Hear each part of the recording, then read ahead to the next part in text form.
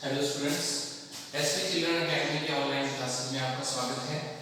Agriculture chemistry के अंदर कल हमने पोषक तत्वों के प्रभाव और उनकी अधिकता से होने वाली क्या क्या कमियां हैं और इसके अलावा उनकी उपलब्धता को कौन कौन से कारक प्रभावित करते हैं, इनके बारे में बात करी थी। कल भी जो हमारा जो लास्ट वीडियो था उसमें हमारा लेसन भी खत्म हो गया था।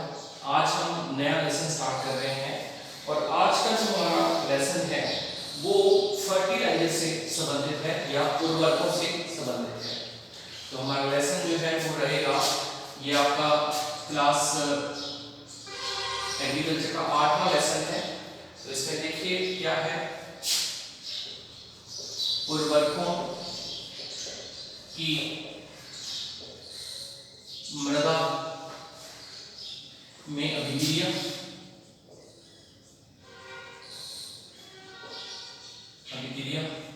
तथा फसलों पर प्रभाव। ठीक, ये हमारा टॉपिक है। उर्वरकों की मृदा में क्या अभिक्रिया होगी और फसलों पर क्या उसका प्रभाव पड़ता है। तो इस लेसन को स्टार्ट हम करेंगे उर्वरकों से। उर्वरक क्या होते हैं और उर्वरक जो है क्या उनका केमिकल फॉर्मूला है, रासायनिक रूप से उनका संगठन जो है वो किस प्रकार का होता है, और फिर मृदा के साथ उन उर्वरकों की क्या अभिक्रिया होती है, ये हम बात करेंगे। ठीक है, सबसे पहले उर्वरक जो है वो होते क्या है, इसकी पहले परिभाषा पढ़ लेते हैं। देखिए, वे रासायनिक पदार्थ जो कारखानों में निर्मित होते हैं तथा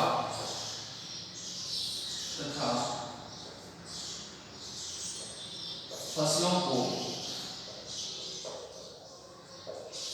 पोषक तत्व उपलब्ध कराते हैं।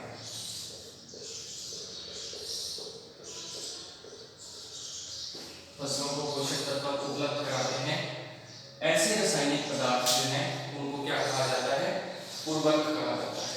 ठीक, एक उर्वरक जो है उसके अंदर एक पोषक तत्व भी हो सकता है और एक से ज्यादा पोषक तत्व भी हो सकते हैं, क्योंकि उर्वरक जो है वो वास्तव में फसल में तब डाला जाता है जब ऐसा महसूस हो रहा हो कि इसके अंदर इस पोषक तत्व की कमी है। तो फिर जिस पोषक तत्व की कमी है उस पोषक तत्व युक्त उर्वरक को ही वहां पर उपयोग में लाया जाता है। तो इसलिए उर्वरक जो है अलग अलग प्रकार के होते हैं जो अलग अलग प्रकार के पोषक तत्वों को फसलों को या मृदा को उपलब्ध कराते हैं। अगर हम पोषक तत्वों के प्रकार की बात करें तो देखिए, इसका जो वर्गीकरण है वो है उपलब्ध पोषक तत्वों के आधार पर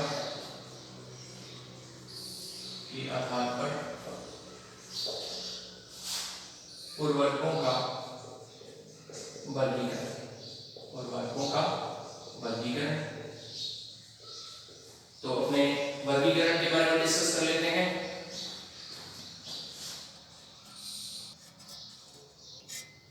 तो देखिए, उपलब्ध पोषक तत्वों के आधार पर उर्वरकों का वर्गीकरण, यानी कि हम बात करेंगे वर्गीकरण में हम उर्वरकों को इस आधार पर बांटेंगे कि कौन से उर्वरक में कौन सा तत्व उपस्थित है। ठीक है, तो चलिए, ये जो वर्गीकरण है आपको जरूर याद होना चाहिए। इससे हमें ये पता चलता रहेगा कि किस तत्व की कमी होने पर कौन सा उर्वरक फसल के अंदर डालना है। तो इसमें देखिए, सबसे पहला जो है वो है नाइट्रोजन धारी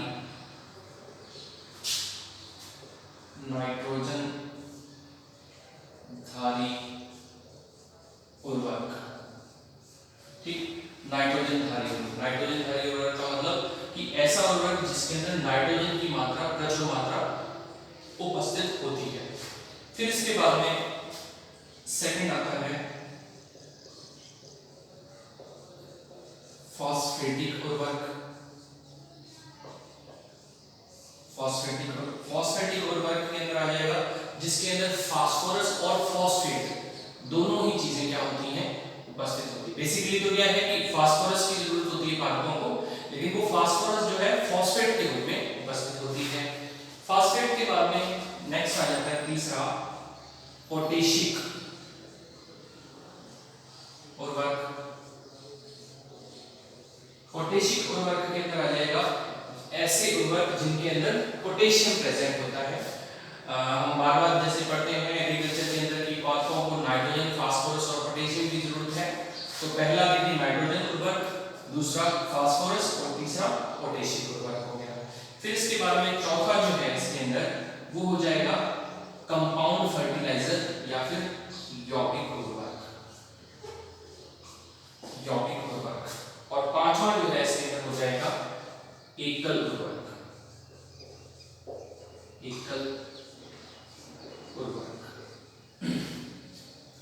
इस प्रकार से ये 5 फर्टिलाइजर जो है उर्वरक जो है उनको इंग्लिश में फर्टिलाइजर कहा जाता है। तो नाइट्रोजनी जिसमें नाइट्रोजन उपस्थित होगी, फॉस्फेटिक जिसके अंदर फास्फोरस उपस्थित होगा, पोटेशियम जिसके अंदर पोटेशियम प्रचुर मात्रा में होगा, और यौगिक उर्वरक जो है इसके अंदर क्या होगा, एक से ज्यादा तत्व उपस्थित होते हैं।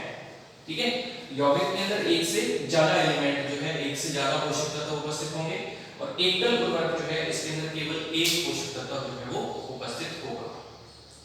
ठीक है, तो ये उर्वरक की परिभाषा है और ये उर्वरकों के प्रकार है। अब हम एक एक उर्वरक को जो है वो पढ़ेंगे, उसके डिटेल में पढ़ेंगे। ठीक है, चलिए सबसे पहले हम बात कर लेते हैं नाइट्रोजनी उर्वरक।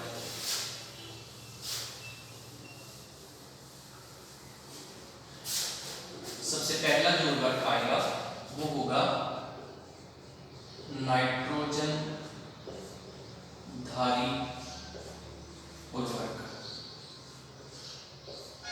नाइट्रोजन धारी उर्वरक या नाइट्रोजनी उर्वरक। ठीक, नाइट्रोजनी उर्वरक के अंदर अब हम जानते हैं कि नाइट्रोजन जो है ना वो अलग अलग रूपों में पादपों को उपलब्ध हो सकती है। कैसे? जैसे नाइट्रोजन जो है वो अमोनियम या अमोनिया के रूप में उपस्थित हो सकती है। ठीक है, नाइट्रोजन जो है वो दलहन फसलों को नाइट्रेट के रूप में उपलब्ध होती है। नाइट्रेट के अलावा जो नाइट्रोजन है वो एमाइड के रूप में भी उपलब्ध हो सकती है। तो ऐसे करके अलग अलग रूपों में क्योंकि वो उपलब्ध हो सकती है, तो फिर नाइट्रोजनी जो उर्वरक है उसको भी हम क्या करेंगे, आगे अलग अलग भागों में डिवाइड कर देंगे या उसको वर्गीकृत कर देंगे। तो सबसे पहला जो इसके अंदर आ जाएगा वो आएगा अमोनियम उर्वरक।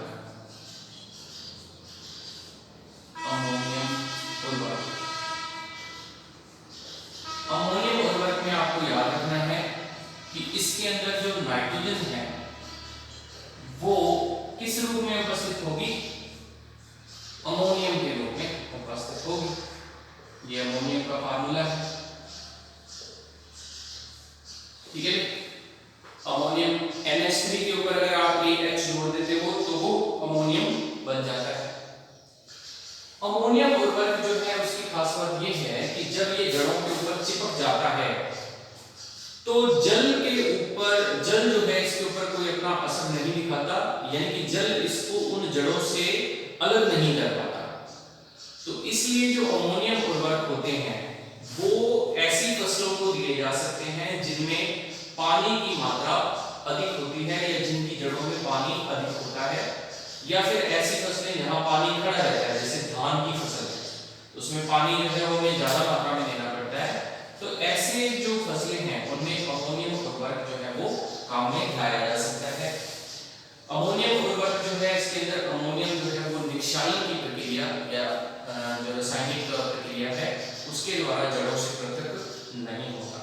ठीक है, अगर हम इसके उदाहरणों की बात करें तो अमोनियम के जो कुछ और उर्वरक जिनके रासायनिक सूत्र हैं वो इसके अंदर आ जाएंगे। अमोनियम सल्फेट,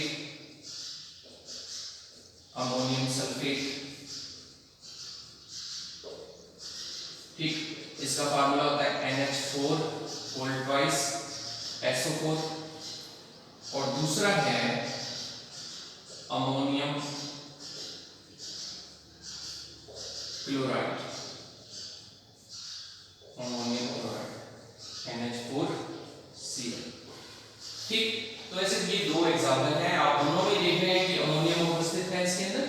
तो इस प्रकार से ये उर्वरक जो है वो अमोनियम उर्वरक कहलाएगा, और नाइट्रोजन जो है इस उर्वरक में किस रूप में उपस्थित होती है, अमोनियम के रूप में उपस्थित होती है। फिर इसके बाद में जो दूसरा है, दूसरा उर्वरक जो है नाइट्रोजन धारी उर्वरक आता है, वो है नाइट्रेट उर्वरक। नाइट्रेट उर्वरक, नाइट्रेट उर्वरक जो है, जैसा कि इसके नाम से पता लग रहा है कि इसमें जो नाइट्रोजन होगी वो किस रूप में उपस्थित होगी, वो नाइट्रेट के रूप में उपस्थित होगी। नाइट्रोजन उर्वरक जो है वो नाइट्रेट के रूप में उपस्थित होगी। ठीक, अब नाइट्रेट के रूप में उपस्थित होगी, लेकिन इसका एक ये है कि इसमें इस उर्वरक को अधिक पानी वाली फसलों में उपयोग में नहीं लाया जा सकता, क्योंकि जो पानी है वो नाइट्रेट को निक्षालन की प्रक्रिया के द्वारा जड़ों से पृथक कर देता है, उसको अलग कर देता है। यानी कि अगर ये आपने उर्वरक जो है फसल को दिया और अगर उसमें पानी ज्यादा है या पानी लगा दिया बाद में, तो वो पानी की वजह से ये उर्वरक जो है वो बह जाएगा और पादप जो है वो नाइट्रोजन को ग्रहण नहीं कर पाएंगे। तो इसलिए इस उर्वरक को अधिक पानी की मात्रा वाली फसलों में या अधिक पानी की मात्रा वाली भूमि में उपयोग में नहीं लाया जा सकता। ठीक है, अगर हम इसमें बात करें इसके उदाहरणों की, तो इसके अंदर उदाहरण है इसके, देखिए अमोनियम नाइट्रेट, पोटेशियम नाइट्रेट या फिर सोडियम नाइट्रेट। ठीक है, तो ये इसके अंदर इसके उदाहरण हो गए हैं, नाम है अमोनियम नाइट्रेट, पोटेशियम नाइट्रेट और सोडियम नाइट्रेट। ठीक है, इसके अंदर हम कैल्शियम नाइट्रेट भी कह सकते हैं कि कैल्शियम नाइट्रेट भी इसका एग्जांपल है। अमोनियम नाइट्रेट जो है, क्योंकि वो एक विस्फोटक प्रवृत्ति का होता है, तो ये उपयोग में नहीं लाया जा सकता, इसको कैल्शियम नाइट्रेट से अपन रिप्लेस कर देते हैं। कैल्शियम नाइट्रेट होना बेसिकली क्या चाहिए, इनके अंदर जो है वो नाइट्रेट उपस्थित होना चाहिए। ठीक, फिर इसके बाद में जो तीसरे टाइप के हैं, तीसरे टाइप के जो उर्वरक हैं वो है अमोनियम तथा नाइट्रेट उर्वरक। अमोनियम तथा नाइट्रेट उर्वरक, तो अमोनियम और नाइट्रेट उर्वरक जो है वो देखिए क्या है। इनमें क्या होता है कि जैसा नाम से पता लग रहा है, अमोनियम भी प्रेजेंट होगा और नाइट्रेट भी प्रेजेंट होगा। तो दोनों ही प्रकार के इसके अंदर जो है आयंस में वो उपस्थित होते हैं। नाइट्रोजन की अगर मात्रा की बात करें तो इसके अंदर ज्यादा होती है, क्योंकि इसमें दो प्रकार के नाइट्रोजन धारी आयन उपस्थित हैं। ठीक, इन उर्वरकों का प्रभाव जो है अमोनिया और नाइट्रेट दोनों के बीच का होता है। तो इसके अंदर देखो भाई, अगर हम एग्जाम्पल की बात करें तो एक तो इसके अंदर है कैन, कैन इसका एग्जाम्पल है। कैन की फुल फॉर्म होती है कैल्शियम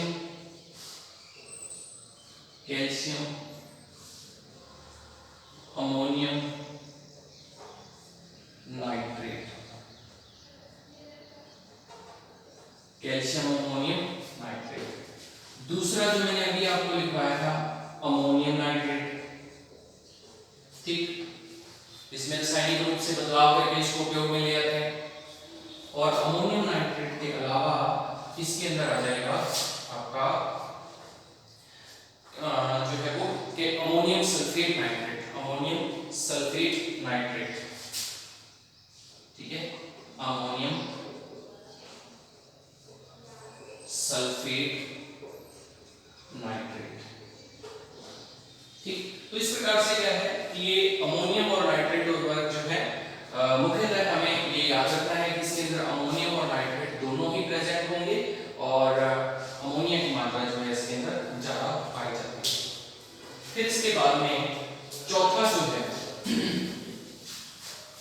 इसके अंदर चौथा जो उर्वरक है वो है इसके अंदर एमाइड उर्वरक। एमाइड उर्वरक।